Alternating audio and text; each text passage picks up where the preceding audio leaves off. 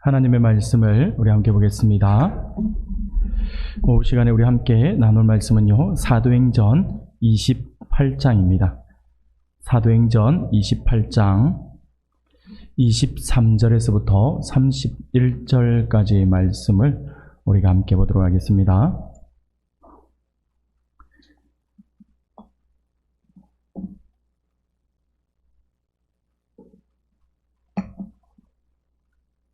사도행전 28장 23절에서부터 31절까지입니다. 우리가 한 절씩 교독하도록 하겠습니다. 그들이 날짜를 정하고 그가 유숙하는 집에 많이 오니 바울이 아침부터 저녁까지 강론하여 하나님의 나라를 증언하고 모세의 율법과 선지자의 말을 가지고 예수에 대하여 권하더라.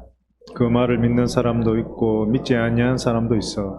서로 맞지 아니하여 흩어질 때에 바울이 한 말로 이르되 성령이 선지자 이사야를 통하여 너희 조상들에게 말씀하신 것이 옳도다. 일러스되 이 백성이 가서 말하기를 너희가 듣기는 들어도 도무지 깨닫지 못하며 보기는 보아도 도무지 알지 못하는도다. 이 백성들의 마음이 우둔하여져서 그 귀로는 둔하게 듣고 그 눈은 감았으니 이는 눈으로 보고 귀로 듣고 마음으로 깨달아 돌아오면 내가 고쳐줄까 함이라 하였으니 그런즉 하나님이 이 구원이 이방인으로 보내어진 그들은 그것을 들으리라 하더라. 바울이 온 이태를 자기 셋집에 머물면서 자기에게 오는 사람을 다 영접하고 하나님의 나라를 전파하며 주 예수 그리스도에 관한 모든 것을 담대하게 거침없이 가르치더라. 아멘. 할렐루야. 맞습니다. 오늘 이 시간에도 하나님의 큰 은혜가 우리 사랑하는 성도님들 모두에게 크게 차고 넘쳐나기를 소원합니다. 예, 우리 앞뒤로, 우리 좌우로 우리 함께 인사 나누겠습니다. 잘 오셨습니다. 네, 은혜 받읍시다. 은혜 받읍시다. 네. 그리고 우리가 이렇게 한 번 더 인사하겠습니다. 우리가 올해 주제인 것처럼 너는 복이 될지라 라고 하는 주제를 가지고 하잖아요. 우리 앞뒤 좌우로 너는 복이 될지라 라고 인사 나누겠습니다. 너는 복이 될지라. 네. 네, 우리가 늘 항상 이 마음을 가졌으면 좋겠습니다. 그래서 너는 복이 될지라 뿐만 아니라 나는 복이다 라는 생각을 하시고 우리가 하나님께서 주시는 은혜 안에서 내가 복을 누릴 뿐만 아니라 복을 나눌 수 있고 복을 이렇게 전할 수 있는, 그래서 누군가가 나의 옆에 있으면 그 복을 함께 흘려받는, 넘겨받는 그러한 복의 근원으로서의 삶을 살아갔으면 좋겠습니다. 그러기 위해서 우리가 더 하나님의 말씀에 집중하고 하나님의 은혜에 집중하면서 또 우리가 복의 근원으로서의 그러한 사모하는 마음들을 우리가 가져야 할 줄로 믿습니다. 그래서 우리가 계속해서 그렇게 우리가 볼 때마다 너는 복이다, 너는 복이다 라고 하는 인사, 특히 우리가 자녀들뿐만 아니라 우리 성도들 간에, 그리고 우리 자녀들은 볼 때마다 막 머리 한번 쓰다듬어 주면서 너는 복이다 라고 하는 축복의 인사들을 우리가 항상 나누었으면 좋겠다라는 생각을 해보게 됩니다. 아까 우리 찬양 인도하던 우리 동욱 형제가 우리 오후 예배 시간에 계속해서 사도행전의 말씀을 가지고 하나님의 나라 이런 이야기를 잠깐 언급해 줬는데, 맞습니다. 지금 오후 예배 시간에 사도행전의 말씀을 우리가 처음부터 디테일하게 보지는 못하고요. 다음에 기회가 되면 사도행전 강해를 통해서 우리가 함께 보도록 하고요. 우리가 오후 예배 시간에는 지금 사도행전을 이제 건너 하면서 조금씩 이제 살펴보고 있는데, 하나님의 나라가 어떻게 전파되고 어떤 식으로 흘러 들어가는가에 대해서 우리가 계속 말씀을 나누고 있습니다. 오늘은요, 본문의 말씀을 가지고 사도행전 이제 마지막 부분이잖아요. 땅 끝까지 전파되는 하나님의 나라라는 제목으로 우리 함께 말씀을 나누면서 하나님의 은혜를 나누기를 소원합니다. 사랑하는 성도 여러분, 우리가 자주 쓰는 단어 가운데 증인이라고 하는 단어를 우리가 많이 쓰죠. 증인이라는 단어를 우리가 많이 듣기도 하고 또 많이 사용하고 있습니다. 이 증인이라고 하는 말의 뜻을 살펴보면요, 사전적인 의미를 우리가 한번 살펴보면 어떤 사실을 증명하는 사람이다 라고 이렇게 합니다. 또는 법률적인 용어로서 이 증인은요, 소송법에서 또는 법원 또는 법관에 대하여 소송 당사자가 아니면 소송 당사자가 아니면서 법원의 신문에 대하여 자기가 경험한 사실을 진술하는 사람, 좀 어렵게 설명을 해놨는데 우리가 머릿속에 그려보면 되는 거예요. 이게 법정에서 지금 막 이게 법적으로 이게 판결을 하는 재판이 벌어진다 할 때 증인은 이제 당사자가 아닌 누군가 제3자가 이것을 본 것들에 대해서 이제 목격한 것에 대해서 설명해 주고 앞에 나와서 하는 그 사람 우리가 증인이다 이렇게 이야기하죠. 그래서 증인 신문 뭐 이렇게 하면서 양쪽 검사가 이야기하든지 변호사가 이야기하든지 서로 질문하고 뭐 말하고 뭐 이렇게 하는 것들을 보게 됩니다. 여하튼 증인이라고 하는 사람을 우리가 잘 알고 있습니다. 증인이라고 하는 그 말의 의미를 우리가 잘 알고 있습니다. 만약에 어떤 사건에 대해서 진실을 가려야 하는 상황 속에서 그 당시의 상황을 증명하는 어떤 증거나 증인이 없다라고 한다면 어떻게 될까요? 그건 당연히 그 사건에 대한 진실을 밝힐 수가 없어요. 확실한 물증이 있어서 요즘같이 뭐 CCTV라든지 이런 게 있어가지고 확실한 물증이 있든지 아니면 뭐 CCTV 이런 것이 없던 시대에는 증인이 더욱 중요합니다. 그렇죠? 구약 시대 같은 경우는요, 이 증인은 절대적인 거예요. 그래서 두 사람 이상이 같은 말을 해서 같은 증언을 하면 그것이 확실하다라고 그렇게 설명을 하거든요. 그게 신명기에서도 하나님의 말씀 안에서도 증인을 세울 때는 이렇게 하라. 한 사람의 이야기만 들어서는 안 된다라고 이야기하는 뜻으로 말씀을 주고 있죠. 그만큼 이 증인의 이야기들은 좀 이게 어떤 사건에 있어서는 아주 사건을 풀어나가는 데서 아주 중요한 역할을 한다라고 하는 것이죠. 반대로 어떤 사건을 목격한 증인이 있어서 그 목격한 사실을 우리가 이야기해 준다면 그 사건은 조금 더 쉽게 풀어나갈 수가 있을 것입니다. 이런 맥락에서 얼마 전에 TV를 보면서 보았던 프로그램 하나가 생각이 나서 잠깐 소개합니다. 요즘 여러분들도 잘 아시는 이제 프로그램인데, 이제 그 알이라고 하죠. 그 알, 여러분 그 알이 무슨 프로인지 아시죠? 예, 그것이 알고 싶다. 요즘 하도 말을 많이 줄여가지고 이야기를 합니다. 그렇죠? 그 알, 그러면 그거는 이제 그것이 알고 싶다. TV 프로그램 가운데 그것이 알고 싶다라고 하는 프로그램이 이제 있어요. 예, 가끔 가다가 이 프로그램을 보면 참 보면서 안타까운 마음들을 많이 가질 때가 많이 있어요. 근데 얼마 전에 이렇게 본 프로그램 가운데서 이 내용 가운데서 증인이 없어서 안타깝게 범인을 잡지 못하거나 문제를 해결하지 못한 사건이 방송으로 이제 방송이 되어지는 장면을 보면서 참 많은 안타까움을 가졌습니다. 그 사건이 이게 몇 가지 사건이 있었는데 그 사건이 특히 막 우리가 보면 뭐 어린아이에 관련된 사건이다라고 한다면 우리의 막 안타까움은 더 크게 자내는 것 같아요. 그래서 지금 몇 개월 전에 다시 한번 방영이 됐는데 20년 전에도 크게 난리가, 특히 부산 지역에서 아마 엄청나게 난리가 났었던 사건이었는데 그게 아직 해결이 되지 않아서 얼마 전에 다시 또 방송을 하더라고요. 여러분들 아마 기억하실 거예요. 해운대 장산 폭포사라고 하는 지역에서 어린아이 하나, 5살인가 4살인가 5살 아이 하나 잃어버린 사건이 있죠. 이름이 모영광이라고 하는 아이예요. 그래서 이 아이가 정말 저도 기억이 너무 뚜렷해요. 이 사건이 워낙에 크게 번졌기 때문에. 그래서 이 사건에 대한 다시 재조명하는 그 내용을 가지고 이제 그것이 알고 싶다 해서 이게 다루고 있었어요. 그런데 지금 20년이 지난 사건이잖아요.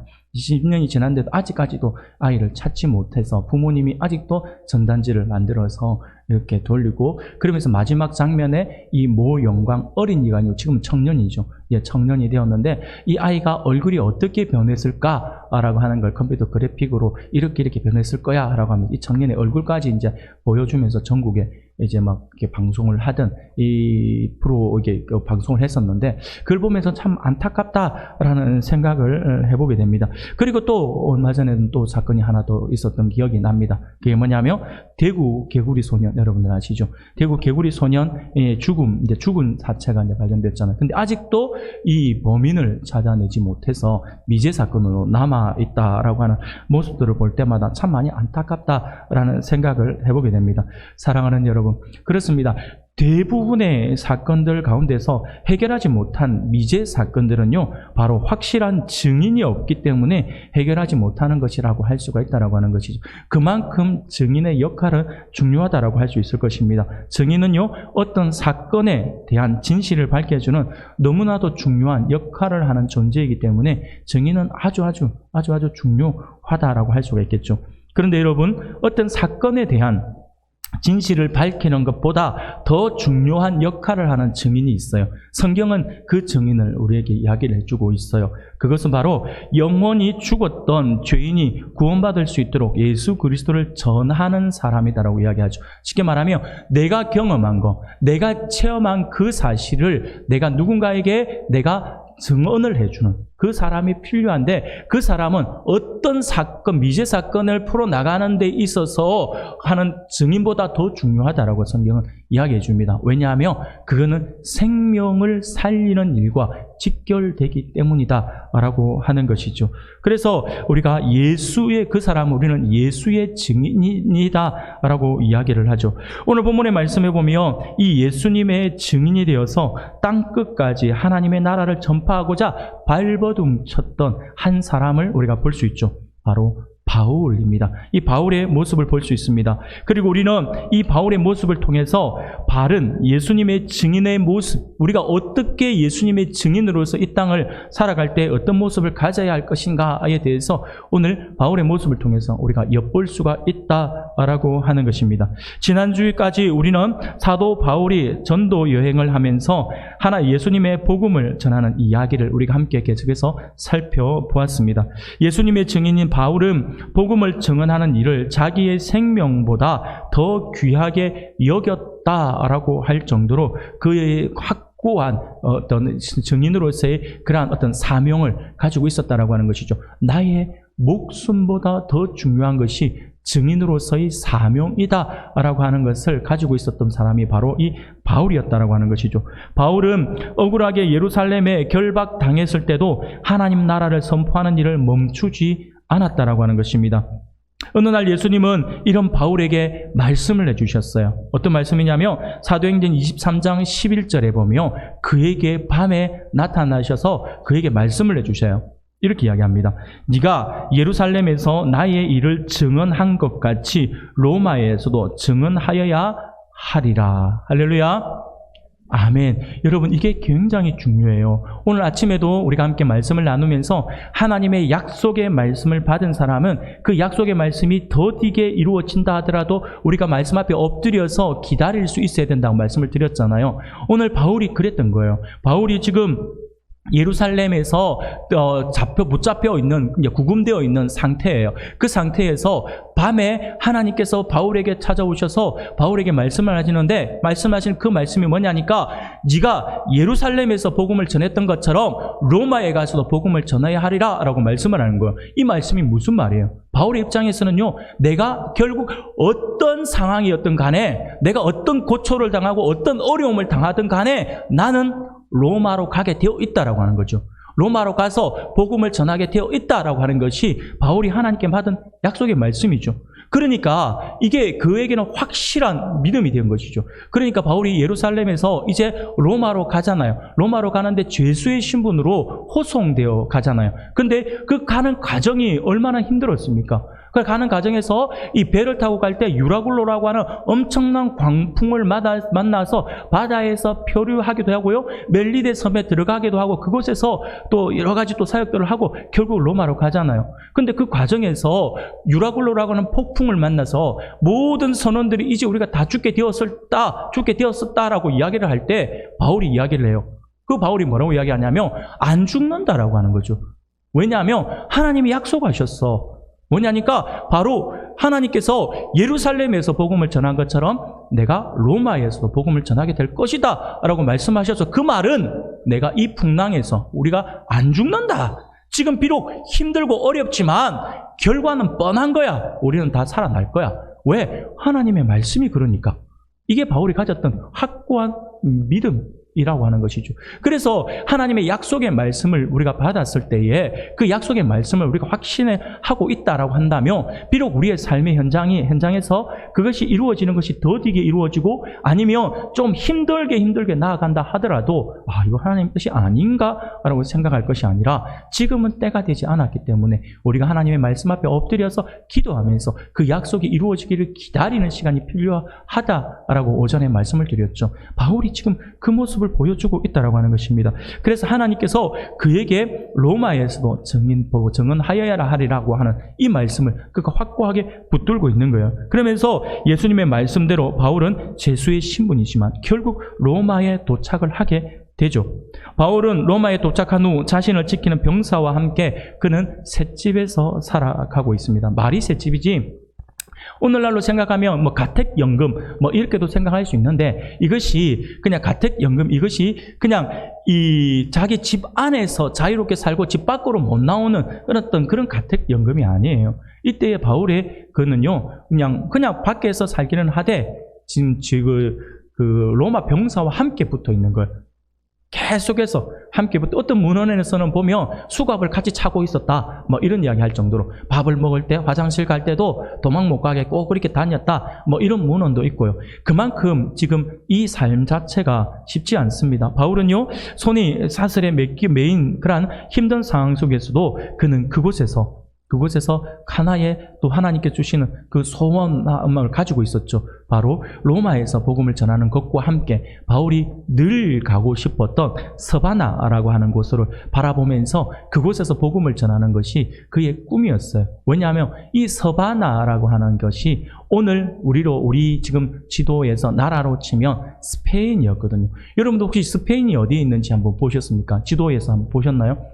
가보지는 분 계신지 모르겠지만, 가보지는 않았겠지만, 스페인을 보면요, 스페인은 유럽의 끝머리에 있어요. 땅 끝이라고 할 정도로 끝머리에 아주 지중해 끝머리에 여기 딱 보면 딱 하나 모퉁이에 진짜 모퉁이에 있다 할 정도로 끝머리에 딱 있습니다. 그래서 그 시대의 사람들에게 있어서 스페인 이 서바나는요 땅 끝이었던 것이죠. 그래서 바울이 스바나로 그렇게 가고 싶어 했던 것도 바울이 로마에 그렇게 가고 싶어 했잖아요. 바울이 로마에 가고 싶어 했던 이유도 결국은 이 로마를 기지로 해서 서바나까지 스페인까지 다시 말하면 땅끝까지 가서 복음을 전하는 게 바울이 가졌던 그 꿈이었다고 하는 것이죠. 그래서 바울이 이 로마에서도 이 갇혀있는 이 상황 속에서 언젠가는 하나님께서 나에게 자유의 몸을 주실 것이고 그렇게 되면 나는 서바나까지 가서 복음을 전할 거야 라고 하는 그 소망함을 가지고 있었다라고 하는 것이죠.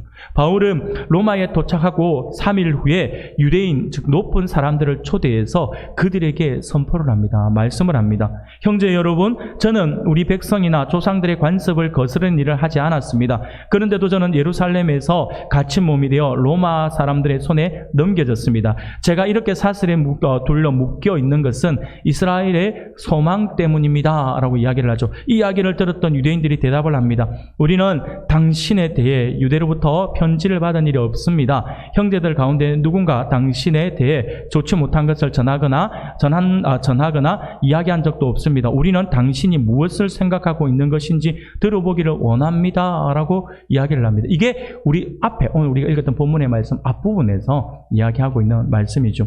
그러면서 이제 바울이 다시 그들과 함께 시간을 약속을 하죠. 다시 만나기를 그러면 내가 다시 설명해 줄게 라고 하면서 약속을 잡게 됩니다. 그래서 시간이 흘러 바울과 유대인이 만나기로 약속의 날이 된 거예요. 이게 오늘 우리가 읽은 본문의 말씀입니다. 많은 유대인이 바울이 머물고 있는 집을 이제 찾아옵니다. 바울은 자신을 찾아온 유대인들에게 아침부터 저녁까지 하나님 나라를 설명하고 구약 성경에 근거해서 예수님에 대해서 그들을 복음을 전하면서 그들을 설득하기 시작합니다. 유대인들은 바울이 전해주는 하나님 나라 이야기를 듣고 매우 놀랐습니다. 왜냐하면요, 그들이 생각했던 하나님의 나라와 바울이 이야기하고 있는 하나님의 나라가 조금 다르게 느껴졌기 때문입니다. 그래서 그들은요, 놀라지 않을 수가 없었습니다. 유대인들이 꿈꾸었던 하나님의 나라는 이 세상에서 좋은 것들을 마음껏 누리고 평안하고 즐겁게 살아가는 나라라고 그들은 생각을 했던 것이죠. 그래서 하나님의 나라가 임하며 우리가 이 모든 어떤 얽매이던 것에서부터 자유함을 얻게 될 것이고, 그리고 이 땅에서 우리가 정말 평안하게 이 땅에서 떵떵거리면서 최고의 어떤 호화로운 생활을 하게 될 것이야 라고 그들이 생각했던 것이죠. 그래서 이 땅에서 우리가 이렇게 고통받고 있는 것들을 다 우리가 내려놓고 즐거움만을 누리게 될 것이야. 이 땅에 이루어지는 그것을 그들은 생각을 했다라고 하는 것이죠. 하지만 바울이 알려준 하나님의 나라는요, 좀 달랐습니다. 진짜 하나님의 나라는요, 이 세상에 속한 나라가 아니라 예수님으로 시작되고 완성되는 영원한 생명을 누리는 나라였다라고 하는 것이죠. 그러니까 그들이 가졌던 생각은 이 땅에서 누리는 것이 아니라 영원한 세상이구나라고 하니까, 생각했던 거하고 차이가 나니까 그들이 놀랄 수밖에 없었다라고 하는 것입니다. 이렇게 바울은 계속해서 약 2년 동안 자신을 찾아온 사람들에게 하나님의 나라를 힘껏 전파했습니다. 오는 사람들에게. 그가 지금 이 구금되어 있는 상태에서 로마 병정들의 어떤 그 싸늘한 그런 눈빛을 보고 있으면서, 눈총을 받으면서도 그는 멈추지 않고 복음을 전했다라고 하는 것이죠. 바로 사도행전 1장 8절에서 오직 성령이 너희에게 임하시면 너희가 권능을 받고 예루살렘과 온 유대와 사마리아와 땅끝까지 이르러 내 증인이 되리라 라고 하신 이 말씀을 정말 실천했던 그러한 모습이 바로 바울의 모습에서 볼 수 있습니다. 예수님이 제자들에게 말씀하셨던 그 명령대로 그는 땅끝까지 복음을 전하는 일을 게을리하지 않았다라고 하는 것이죠. 이렇게 바울은 예수님의 증인으로서 쇠사슬에 묶여있는 환경과 사람들의 반대와 미움을 받게 될 수도 있는 그런 상황임에도 불구하고 담대하게 예수님을 전했다라고 하는 것입니다. 바울이 이처럼 자기 말을 듣기를 원하는 사람들을 다 영접했다라고 하는 것은 어떻게 보면 굉장한 어떤 용기 있는 모습이라고 할 수 있죠. 왜냐하면 바울은 유대인으로부터 많은 반대와 미움을 받고 있었기 때문에 자신을 반대하고 미워하는 사람들 앞에서 복음을 전하지 않는 것이 더 안전하다라고 생각을 할 수 있었다라고 하는 것이죠. 그러나 그는 안전을 선택한 것이 아니라, 자기의 목숨을 선택한 것이 아니라 복음이 더 우선이다라고 하는 것으로 그가 생각을 했기 때문에 바울은 자신의 목숨보다 자신이 하나님의 부르심을 받은 예수님의 증인이라고 하는 그러한 사실을 더 소중하게 여겼다라고 하는 것이죠. 이게 바울이 가졌던 그러한 증인으로서의 그 마음이었어요. 그렇기 때문에 자신에게 오는 사람을 그는 다 영접했고 그들에게 하나님의 나라를 전파하며 예수님에 대해서 담대하게 가르칠 수가 있었다라고 하는 것이죠. 사랑하는 우리 성도 여러분, 이게 오늘 우리가 바울을 통해서 볼 수 있어야 되고, 바울을 통해서 우리가 복음을 증거하는 증인으로서 어떻게 어떤 마음을 가져야 하는지에 대해서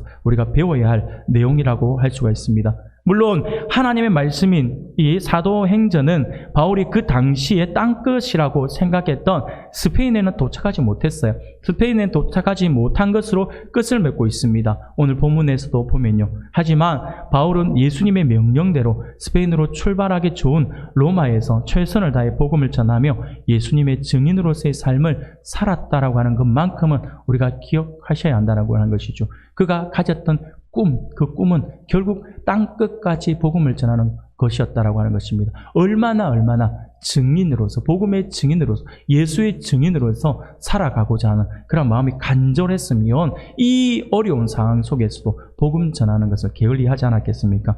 사랑하는 우리 성도 여러분, 사도행전 1장 8절 말씀을 조금 전에도 제가 말씀드린 것처럼 우리가 너무나도 잘 알고 있습니다. 이 사도행전 1장 8절에 나타난 예수님의 증인이 될 것이다 라고 하는 말씀은 예수님의 말씀을 직접 들었던 제자들과 사도 바울에게만 해당되는 말씀일까요? 아니죠. 그 말씀은, 우리 주님께서 하신 그 말씀은 당시의 제자들과 이 바울에게만 한 이야기가 아닙니다. 이것은요, 부활하신 예수님의 모습을 직접 보았던 제자들뿐만 아니라 예수님을 통해 구원받고 마음에 성령님이 거하시는 우리 모두는 예수님을 알지 못하는 사람들에게 예수님과 하나님 나라를 전하는 거룩한 부르심을 받은 증인들, 예수의 증인들이라고 하는 것을 기억하셔야 합니다. 우리들이죠, 우리들. 오늘 우리들도 이 범주 안에 포함됩니다. 우리도 그렇게 불러주셨다라고 하는 것입니다. 지금 성경은 바울의 모습을 통해서, 그리고 예수님의 증인인 우리를 통해 땅끝까지 하나님 나라가 전파된다라고 하는 사실과 함께 예수님의 증인인 우리가 이 거룩한 사명을 가지고 어떤 상황과 환경 속에서도 복음을 전하는 일을 소중히 여겨야 한다라고 하는 사실을 우리에게 가르쳐주고 있다라고 하는 것입니다. 하지만 여러분, 예수님의 증인이 우리가 예수님과 하나님 나라를 알지 못하는 사람들에게 복음을 전했을 때에 모든 사람이 우리가 전한 복음을 믿는다라고 생각하는 것은 아닙니다. 우리가 전할 때마다 모든 사람들이 주께로 돌아올 거야 라고 하는 생각은 우리가 버려야 합니다. 바울은 자신을 찾아온 사람들에게 하나님 나라를 설명하고 성경을 근거로 해서 예수님에 대해서 그들을 설득했지만 그들 가운데에서는 바울의 말을 믿지 않는 사람들도 있었다라고 하는 것이죠. 결국 바울은 자신이 전한 복음을 믿지 않는 유대인들을 향하여서 마지막에 이렇게 이야기하죠. 오늘 본문 25절, 26절에 보니까 성령이 선지자 이사야를 통하여 너희 조상들에게 말씀하신 것이 옳도다. 일렀을 때 이 백성에게 가서 말하기를 너희가 듣기는 들어도 도무지 깨닫지 못하며 보기는 보아도 도무지 알지 못하는도다 라고 말씀을 하죠. 바울은 자신이 전한 복음을 믿지 않는 유대인들을 향해서 구원의 복음이 이방인들에게 선포되어야 한다라고 하는 하나님의 계획을 알렸다라고 하는 것입니다. 이렇게 바울이 하나님 나라를 전했지만 믿는 사람들도 있고 믿지 않는 사람들도 있었던 것처럼 예수님의 증인인 우리가 복음을 전할 때도 언제나 우리에게 복음을 전했을 때 승리의 기쁨이 우리에게 오는 것은 아니다라고 하는 것을 생각하셔야 합니다. 이것을 우리가 염두에 두어야 합니다.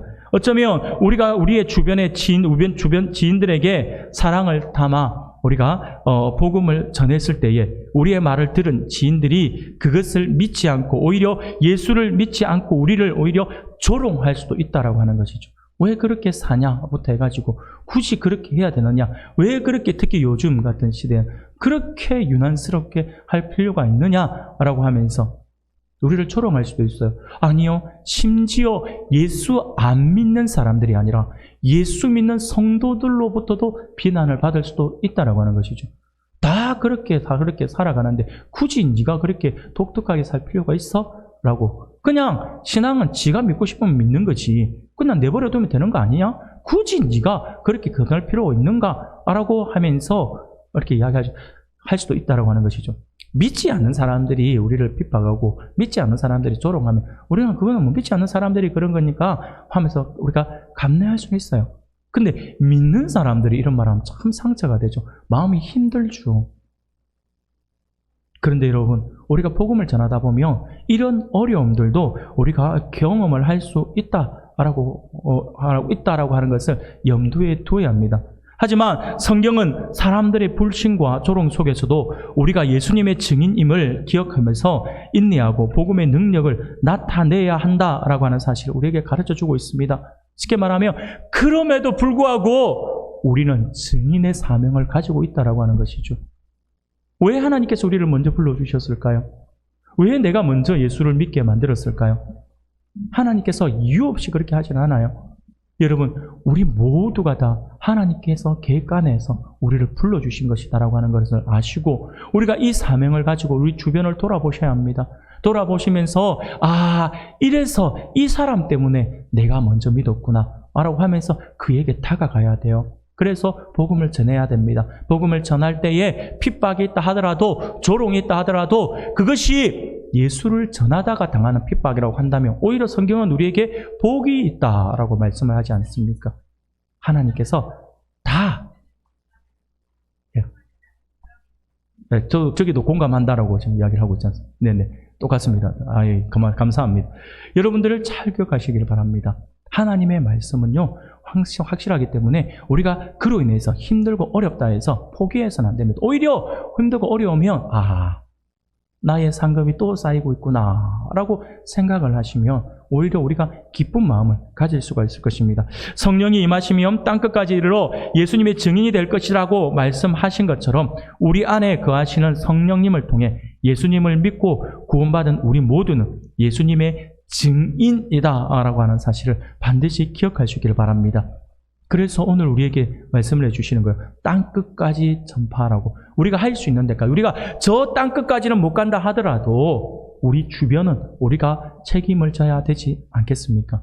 사랑하는 성도 여러분, 분명히 하나님께서 우리에게 주시는 말씀을 기억할 수 있기를 바랍니다. 오늘 성경이 우리에게 보여준 바른 예수님의 증인의 모습은 복음을 전하는 일에는 자신의 생명조차 귀한 것으로 여기지 않는다라고 고백하고, 유대인들의 불신과 조롱 가운데에서도 담대하게 하나님 나라를 전파한 사도 바울과 같이 어떤 상황 속에서도 땅끝까지 하나님의 나라를 전파하는 모습이 바른 증인의 모습이다라고 하는 것을 기억할 수 있기를 바랍니다. 사랑하는 성도 여러분, 오늘 오후 시간에 하나님께서 우리에게 주시는 말씀을 기억할 수 있기를 바랍니다. 바울의 전도에도 믿지 않는 사람들이 있었던 것처럼 우리가 복음을 전할 때에 언제나 바로 승리의 기쁨을 갖게 되는 것은 아니다라고 하는 것을 우리가 기억할 수 있기를 바랍니다. 우리가 예수님의 증인의 모습으로 살아갈 때에 우리를 찬성하는 사람들도 있지만 우리를 불신하고 조롱하는 사람들도 있다라고 하는 사실이죠. 하지만 이런 어려운 상황 속에서도 우리가 예수님의 증인이라고 하는 정체성을 우리가 반드시 기억해야 할 것입니다. 그래서 어려운 상황 속에서도 우리와 함께 하시는 하나님을 의지하고 인내하면서 복음의 그 능력을 온전히 나타내면서 하나님께서 우리를 먼저 불러주신 그 부르심에 합당하게 살아가며, 오히려 하나님께서 불러주신 그 부르심에 합당한 우리의 삶을 통하여 하나님을 더욱더 기쁘시게 해드리고 하나님을 흐뭇하게 해드릴 수 있는 우리 모든 성도님들이 다 되시기를 주님의 이름으로 축원합니다.